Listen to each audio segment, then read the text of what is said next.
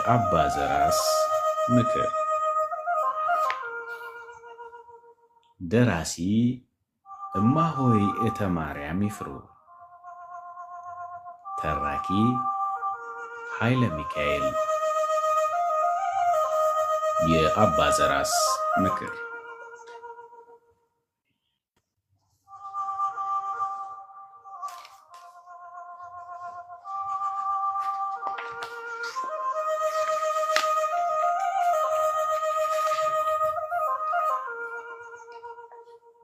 አባ ዘራስ ጠዋት ማታ ልባቸው ወደ አንድ መንደር እንዲሄድ ይገፋፋቸው ነበር። አባ ግን ታግሰው ዝም አሉ። ዛሬ ግን ግፊቱ ሲበዛባቸው በል ወደ ወደድከው ምራኝ ብለው አቡነን እየደገሙ ከቤታቸው ወጡ። አባ ከዚህ ቀደም ሄደውበት ወደማያውቁት መንደር እግራቸው እየመራቸው ግራ ቀኙን እያዩ ሲጓዙ አንድ ደሳሳ ጎጆ በር ላይ አንዲት ሴት ሰውነቷ ሁሉ ቁስል ሆኖ መግሉ እየተንጠባጠበ ፀሐይ ላይ ቁጭ ብላ የምስጋና መዝሙር እየዘመረች ነበር። አባ በድንጋጤ ባሉበት ቆመው በትኩረት እየተመለከቷት መዝሙሯን ማድመጥ ጀመሩ። ተመስገን ተመስገን ተመስገንልኝ ከፍጥረት ሁሉ እኔን ወደኸኝ በቁስል አስጊጠ በፍቅር ያኖርከኝ እስከ ዘላለሙ ተመስገንልኝ። አባ በመደነቅ የደጋገመች የምትዘምረውን መዝሙር ሲሰሙ ቆዩና መዝሙሯን ጨርሳ አቡነን ካደረሰች በኋላ አባቴ እንደምን ዋሉ አለች በተቀመጠችበት በትህትና። አባ ከዓይናቸው መንታ መንታ እየሆነ የሚወርደውን እንባ በጋቢያቸው እየጠራረጉ መድኃኔዓለም ክብሩ ይስፋ ልጄ ደህና ነኝ አሉ። ወደ እሷ ቀረብ እያሉና በአግራሞት እየተመለከቷት ምን ነው አባቴ ለምን ያለቅሳሉ አለች ፈገግ ብላ እያየቻቸው። ለምን አላለቅስ ልጄ፣ እኔ ጤነኛ ሆኜ እንደ ልቤ እየወጣው የገባው ፈጣሪን ለአንዲት ደቂቃ እንኳን ያንቺን ያህል እንደዚህ በደስታ ልብን በሚሰብር ዝማሬ አመስግኘው አላውቅም አሉ እንባቸው እየፈሰሰ። አይ አባቴ እሱ እልፍ አላፍ መላእክት ሌት ተቀን ሲያመሰግኑት የኔ አጧ ምስጋና ምንድን ነው? እንደ ውለታው ፍቅሩ እንክብካቤው ስላልተለየኝ ያቅሜን ልፍጨርጨር ብዬ ነው አለች በዓይኗ እንባ ሞልቶ። እሱንስ ቢሆን ልጄ ከአንቺ እንጂ ከኔ ከውለታ ቢስ መቼ ያገኘው አሉ ይበልጥ እየተንሰቀሰቁ። አባ በሁለት እጃቸው ፊታቸውን ሸፍነው ስቅስቅ ብለው ሲያለቅሱ ቆዩና እንባቸውን ጠራርጎ ፊት ለፊቷ ባለው ድንጋይ ላይ አረፋሉና ጎሮሯቸውን ጠራርገው ልጄ እዚህ ከማን ጋር ትኖሪያለሽ? ማንስ ይረዳሻል? ይህስ በሽታ ከምን አገኘሽ? አሉ እንደገና ዓይናቸው በእንባ ተሞልቶ በሐዘኔታ እየተመለከቷት። ሴትዮዋ በጉንጯ የወረደውን እንባ ጠራረገችና አባን እንባ ባዘሉ ዓይኖቿ እየተመለከተቻቸው ትንሽ ዝም ብላ ቆየችና እንባዋን ውጣና ጨከን ብላ ታሪኳን ትነግራቸው ጀመር። አባቴ ታሪኬ የምነግረው ተወድጄ አይደለም፣ ለማንም ማውራት አልፈልግም ነበር። ዛሬ ሌሊት ግን ፈጣሪ ኃጢአቴን ሳይመለከት ህልም አሳየኝ። በህልሜ ያየሁት እርሶን ነው። በቃ መልኮት፣ ልብሶት፣ አነጋገሮት እርሶ ኖት። እናም ወደ አንቺ ይመጣልና አንዳች ነገር ሳትደብቂ ንገሪው አለኝ። ስለዚህ ነው የምነግሮት አባቴ እኔ እናት አባት በጣም የሞላላቸው ሀብታሞች ነበሩ። አባቴ የታወቀ ነጋዴ ነው። ከኢትዮጵያ ውጭ ወደ ልዩ ልዩ ሀገር እየሄደ ከዚያም ወደዚህ አምጥቶ ያከፋፍላል። ብቻ ገንዘብ እንደ ጭቃ ነበር። እኔ ከመወለዴ በፊት አንድ ወንድና 2 ሴቶች ልጆች ሞተውባቸው እኔን ወለዱኝ። ታዲያ እንደ እህቴና ወንድሜ የምሞትባቸው በስስትና በማሞላቀቅ ነበር ያሳደጉኝ። አባቴ ከሄደበት ሀገር ሁሉ ምርጥ ምርጥ ልብሶችና አሻንጉሊቶች፣ ልዩ ልዩ የመዋቢያ ቅባቶችና የፀጉር ጌጦችን፣ የጆሮ፣ የአንገት፣ የጣት ብቻ አስፈላጊውን ሁሉ በገፍ ያመጣልኛል። ታዲያ ለእኔ ያመጣውን ከኔ ሌላ የሚያዝበት ሰው የለም። ለእናቴ ለራሷ ለብቻዋ ይመጣላታል እንጂ የኔን ንክቻ አታደርግም። በዚያ ላይ ወደ ትምህርት ቤት ሆነ መኪና ስላለኝ ሾፌር ያመላለሰኛል። ፊቴና መላው ሰውነቴ በልዩ ልዩ ቅባቶችና ሽቶዎች በቀን 2-3 ይታጠባል፣ ይቀባል፣ ይሽሞነሞናል። ገላዬ አጥባ የምታሱበኝ በዚህ ሙያ የሰለጠነች ሰራተኛ አለችኝ። ምግቤና መጠጤም ለእኔ ለብቻዬ እንደሚስማማኝ የሚያበስሉ በልዩ ስልጠና የተመረቁ ሼፍ አለኝ። ብቻ በዚህ ምድር ላይ ቅብር የሚያደርጉ ነገሮች ሁሉ የኔ ናቸው። ይህ ጎደለኝ የምለው አንዳችም ነገር የለም። ይህ የምታዩኝ ሰውነቴ እንደ አበባ የፈካ እንደ ፀሐይ የደመቀ ነበር። ለመናፈስ እንኳን ወደ ቤታችን ሰገነት ስወጣ ነፋስ እንዳይነካኝ፣ ፀሐይ እንዳያገኘኝ ጥላ የምትይዝልኝ ሰራተኛ ነበረች። ብቻ የአንድ ነጋዴ ልጅ ሳይሆን የንጉሥ ልጅ ልዕልት ነበርኩ። አኗኗሬ ራሱ አምላኬ ነበርና እግዚአብሔርን ፈጽሞ አላውቀው፣ እስከ መኖሩም ሰምቼ አላውቅም። እናት አባቴም ቢሆን በሀብታቸው ከመንቀባረራቸውና ከመንደላቀቃቸው ሌላ ቤተ ክርስቲያን ሲሄዱ ወይ ፈጣሪንም ስም ሲጠሩ ሰምቼ አላውቅም።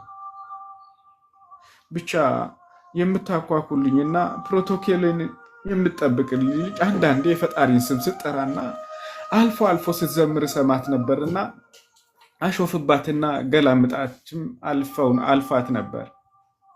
እንኳን ልዩ ነገሮችን ተቀባብቼ ቀርቶ መልኬም በጣም ቆንጆ ያማረ በመሆኑ አንደበቴ የውጭ ነጋዴዎች፣ የብዙ ሀብታሞች ልጆች፣ ብዙ ታዋቂ ሰዎች ለጋብቻ የሚመኙና ሽማግሌ የሚልኩ ነበር።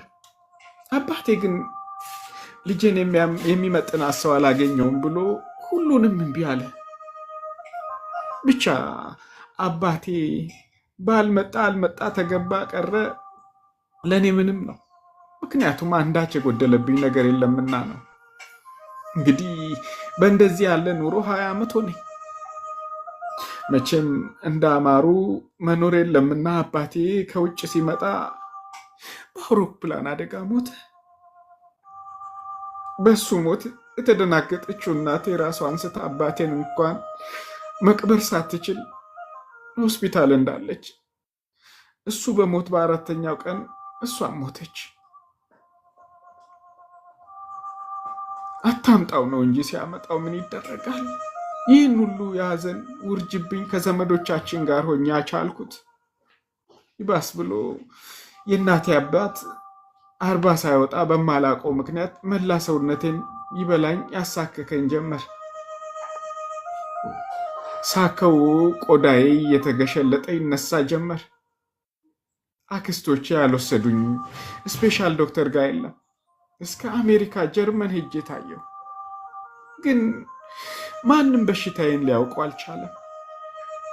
የሚሰጡኝ መድኃኒት ጭራሽ ስቃይን እያበዛው ቁስሌን ይጨምረዋል።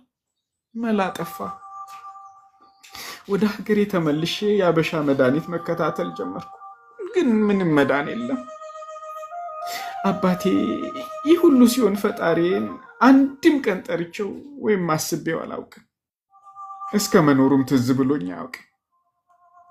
ከዕለታት በአንድ ቀን በቁስሌ ህመም በስቃይ አድሬ ሊነጋጋ ሲል አንድ ነጭ በነጭ የለበሰ በጣም ብስል ቀይ ጎልማሳ በትከሻው ትልቅ መስቀል ተሸክሞ ወደ እኔ መጣና ይህን መስቀል አንቺ ተሸከሚ፣ ይህን ተሸክመሽ ከዚህ ቤት ወጥተሽ ሂጂ፣ ማረፊያ አዘጋጅቼልሻለሁ፣ ተነሺ ውጪ ብሎኝ እያቻኮለ ይዞኝ ወጣና እዚህ ጎጆ አድርሶኝ በይህ መኖሪያሽ ቤትሽ ነው፣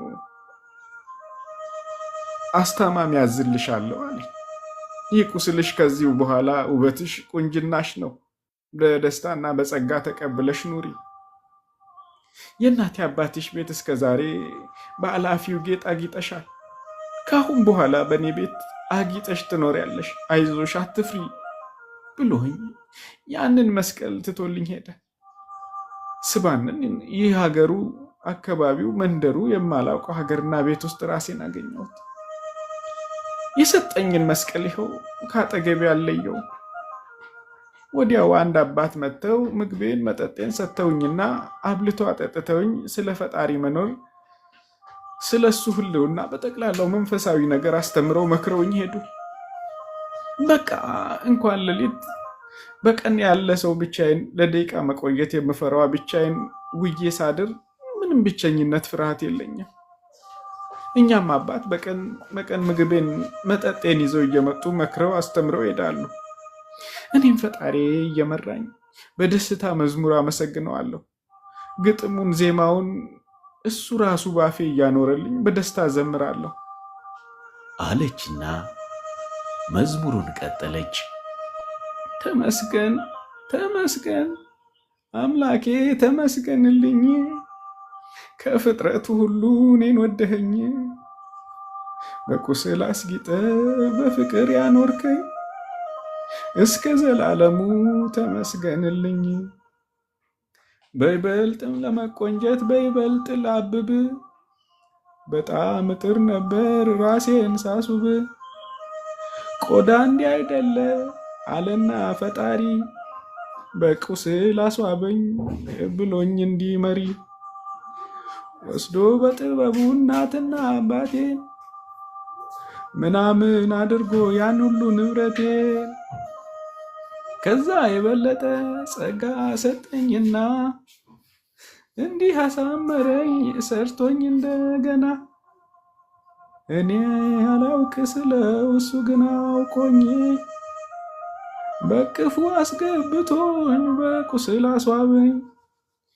የሸክላ አሰራሩን እርሱ ያውቅበታል፣ እንደገና አፍርሶ በቁስል ቀርጾታል። ተመስገን አምላኬ ተመስገንልኝ፣ ከልጆቼ ጋር ስለደመርከኝ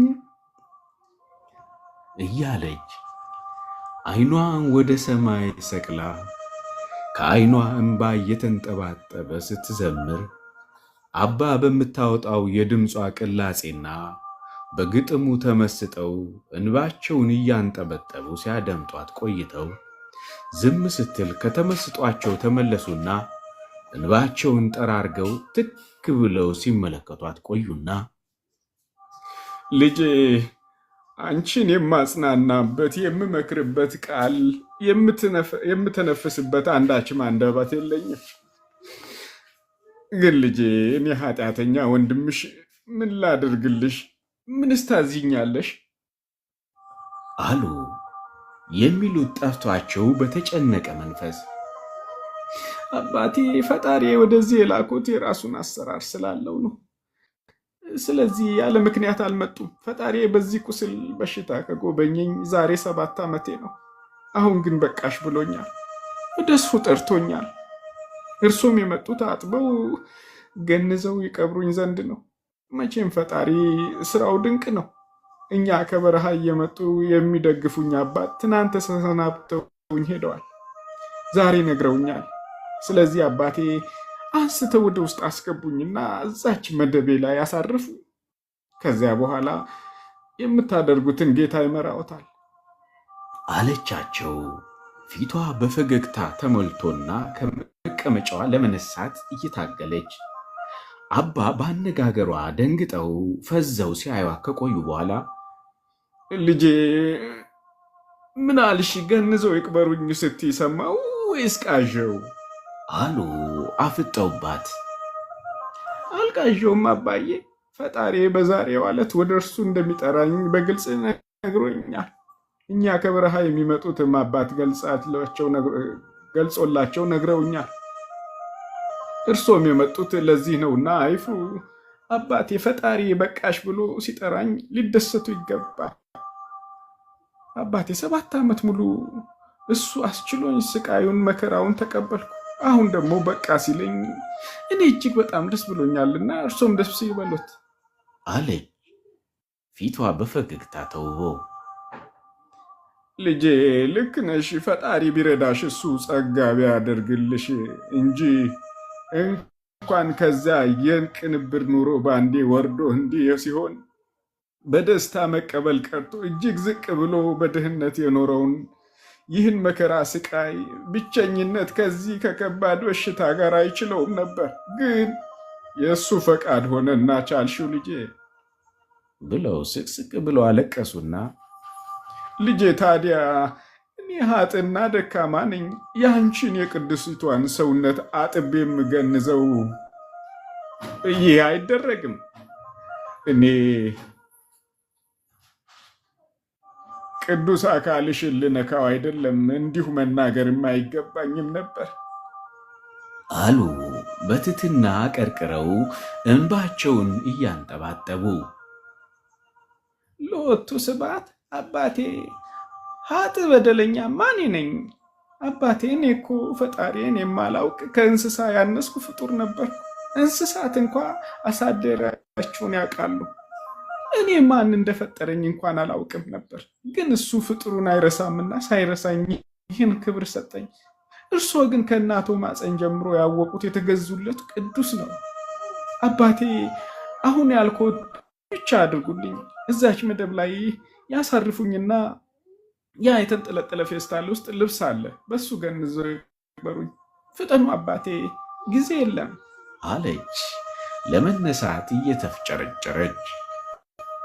አባ ግራ በተጋቡ ሁኔታ ውስጥ ሆነው ደግፈዋት መደቡ ጋር አደረሷትና ጋደም ብላ ተመስገን ፈጣሪ፣ ለዚህ ያበቃኝ፣ ነፍሴን በሰላም ተቀበላት ብላ እግሯን ዘርግታ ፊቷን ወደ ሰማይ አቀንታ አረፈች። ጠጋ ብለው ቢጠሩ ቢቀሰቅሷትም የለችም። አባ መደቡ ስር በርከካሉና ስቅስቅ ብለው ካለቀሱ በኋላ አቤቱ ፈጣሪ ሆይ አሁን እንዴት ላደርግ ነው? በአካባቢው ሰው የለ፣ እኔ ብቻዬን ነኝ። ምን ላደርግ? እባክህ ጠርተህ ቀስቅሰህ ወደዚህ እንዳመጣኸኝ አንተው መላውን ምራኝ። ሰው ዘዝልኝ፣ አቤቱ ብቻዬን አትተወኝ እያሉ ወደ ፈጣሪያቸው ሲማጸኑ ከወደ ኋላቸው ከበድ አላቸውና ዞር ሲሉ እንደ ወይባ የለበሱና የሰሌን ቆብ የደፉ አባት ቆመዋል። አባ ትክ ብለው ካዩአቸው በኋላ ወደ እግራቸው ዝቅ ሲሉ ቀድመው ያዟቸውና አባቴ አይገባም፣ እኔ እንደርሶ ታዝዤ ነው የመጣሁት። ይበሉ ይፍጠኑ፣ ኑ ገንዘን እንቅበራት፣ ሳይመሽ ወደ የበዓታችን እንሄድ ብለው አጥበው ገንዘው እዛው 7 ዓመት ሙሉ የተጋደለችበት በዓቷ ውስጥ ቀብረዋት ጸሎት ካደረሱ በኋላ ሁለቱም ምንም ሳይነጋገሩ ተሰነባብተው ወደ የበዓታቸው ሄዱ።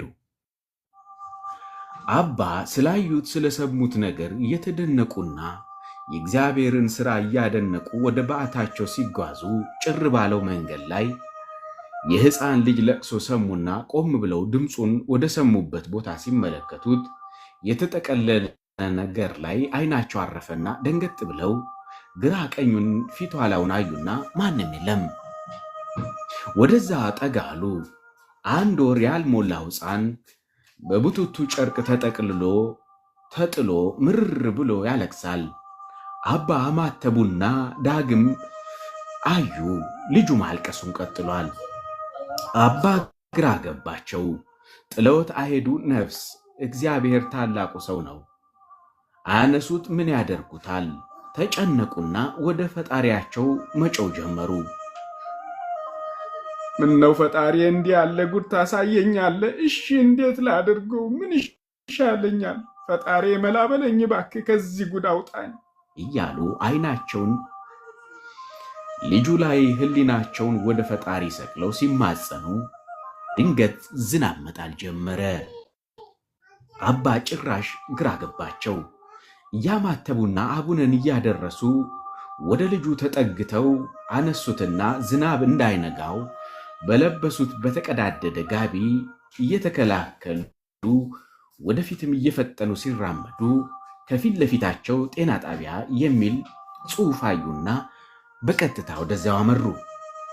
ጥበቃው አባን ሲያይ ዝናብ እንዳይነካው ከተጠቀለለበት የክሊኒኩ ታዛ ስር ሆኖ ወዴት ነው አለ። አባ ወደ እርሱ እየተጠጉ ከዝናቡ ተጠለሉና ልጄ ከወደዚህ ስመጣ ይህን ልጅ ወድቆ አግኝቼው አነሳሁት። መቼም ነፍሰ እግዚአብሔር ወድቆ አይታለፍም። ስለዚህ ምን እንደማደርገው ጨንቆኛል አሉ ግራ በተጋባ መንፈስ። ጥበቃው አባ የያዙትን መልከት አደረገና እንዴ አሁን ከሰዓታት በፊት አንዲት ሴት እዚህ ደጅ ላይ ልትጥል ስትገባ ነቅቼባት አባሪያት ነበር። ከዚያ ሄዳ መንገድ ላይ ጣለችው ማለት ነው። ጉድ ጉድ ሲል አንዲት ነርስ ድምፃቸውን ሰምታ ወደ እነርሱ መጣ። ሁኔታውን ካጣራች በኋላ ሕፃኑን ተቀብላ ወደ ውስጥ ይዛው ገባችና ሕክምና ታደርግለት ጀመር። ይቺ ነርስ ልጅ ለመውለድ ብዙ ደክማለች። ከሀገር ውስጥ እስከ ውጭ ሕክምና ሞክራለች። እንደማትወልድ ስታውቅ ያልደረሰችበት ጸበልና ገዳም የለም ነበር። ፈጣሪ በስተመጨረሻ አባን ምክንያት አድርጎ ለዓይኗ ማረፊያ ልጅን አገኘች። ይቺ ሴት አባን አመስግና ለፖሊስ አሳውቃ ልጁን ወደ ቤቷ ወሰደችው። የአባ ዘራስ ምክር ክፍል 6 ይቀጥላል።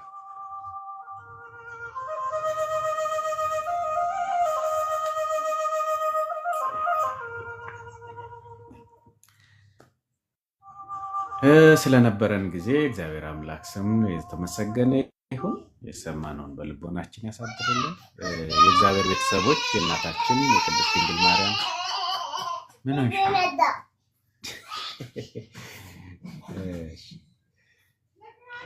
ምን አገኛችሁ? ከታሪኩ ከትረካው ምን ተማራችሁ? የጠቀማችሁ ነገር አለን?